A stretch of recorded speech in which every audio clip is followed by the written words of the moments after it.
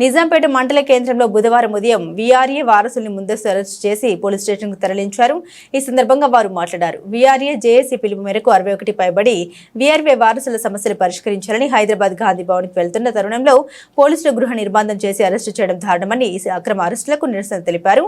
త్వరలోని శాంతియుతంగా ప్రభుత్వానికి వినతి పత్రాన్ని అందిస్తామన్నారు. ఈ కార్యక్రమంలో వీఆర్ఏలు నవీన్, తాడిం తిరుపతి, భాస్కర్, అనిల్, అజీజ్, మియా ఉన్నారు.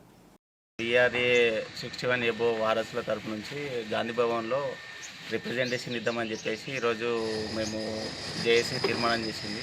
సో దాని గురించి అని వెళ్ళే క్రమంలోనే మమ్మల్ని రాత్రికి రాత్రే హౌస్ అరెస్ట్ చేసినారు. ఇప్పుడు ఈరోజు గాంధీ భవన్కు తీసుకెళ్లే లోపే ఇక్కడ తీసుకొచ్చి పెట్టినారు. కాబట్టి ఈ ప్రభుత్వం ఈ అక్రమ అరెస్టులను మేము నిరసిస్తున్నాము. సో అందుకని చెప్పేసి మళ్ళీ మేము రేపు ఏదైనా కార్యాచరణ ఉంటే మేము ముందుగా వీళ్ళకు రిప్రజెంటేషన్ ఇచ్చి మేము వెళ్తామని చెప్పేసి మేము చెప్తున్నాం.